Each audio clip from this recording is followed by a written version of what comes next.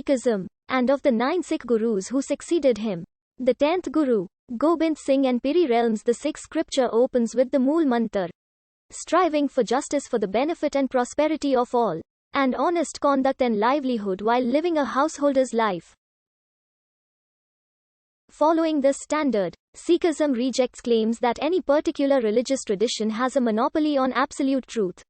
Sikhism emphasizes Simran. The religion developed and evolved in times of religious persecution, gaining converts from both Hinduism and Islam. Mughal rulers of India tortured and executed 2 of the Sikh gurus, Guru Arjan and Guru Tegh Bahadur, after they refused to convert to Islam. The persecution of Sikhs triggered the founding of the Khalsa by Guru Gobind Singh in 1699 as an order to protect the freedom of conscience and religion, with members expressing the qualities of a Sant Sipahi.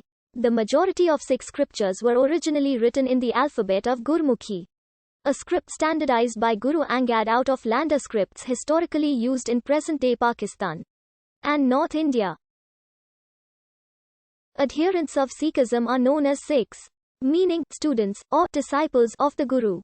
The anglicized word Sikhism derives from the Punjabi verb Sikhi, which connotes the temporal path of learning, and is rooted in the word Sikhana. A Sikh can be defined as any human being who faithfully believes in I, one formless being E.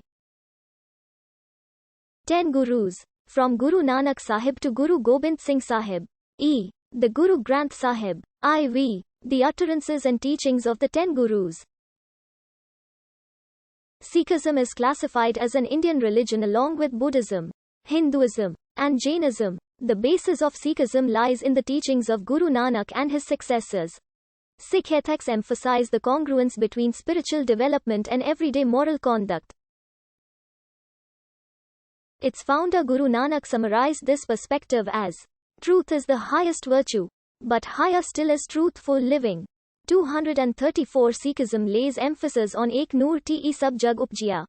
From the one light, the entire universe welled up. Some sources call Sikhism a monotheistic religion, while others call it a monistic and panentheistic religion. According to Nesbitt, English renderings of Sikhism as a monotheistic religion tend misleadingly to reinforce a Semitic understanding of monotheism, rather than Guru Nanak's mystical awareness of the one that is expressed through the many. However, what is not in doubt is the emphasis on one.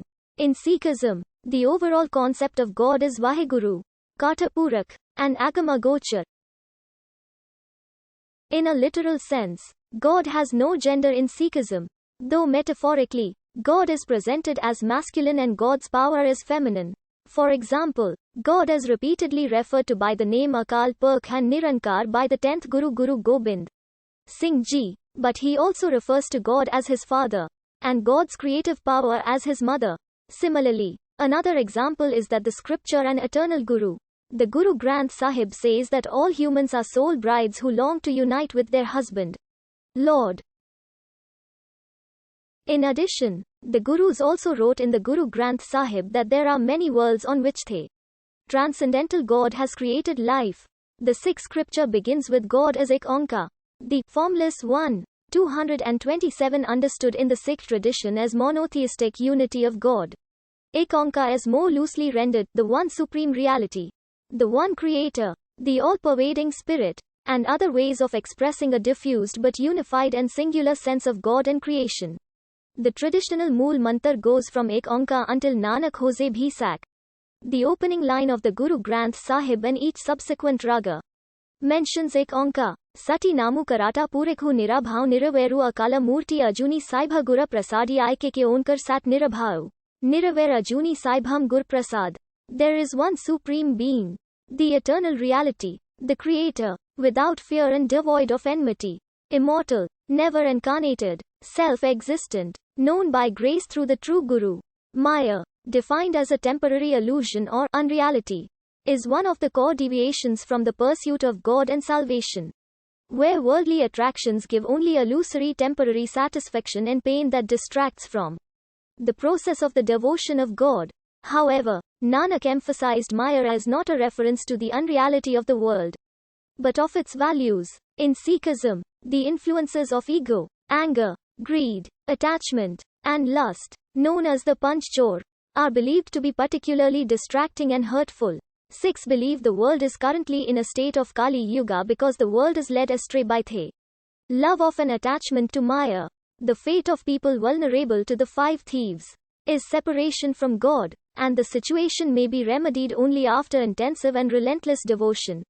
According to Guru Nanak, the supreme purpose of human life is to reconnect with Akal, to mean the voice of the Spirit, the source of knowledge and the guide to salvation.